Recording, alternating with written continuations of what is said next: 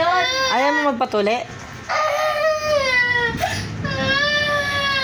Matagal pa yun. Ayaw ko gano'n. Anong ayaw mo ganun? Ayaw mo magpatuli? Ayaw ko. Bakit? Para lumaki yung titi mo. Ayaw ko. Di ba gusto mo malaki yung titi mo? Mamaya magbabakla na naman ako. Ayaw ko nun. Ayaw ko nun. Wag. Bala ka, yung titi mo may kupal-kupal. Pag nag-anak ka, magmumuta. Ang sakit ulit. Eh, tulog ka naman. Hindi masakit, parang hindi ka lalaki ah.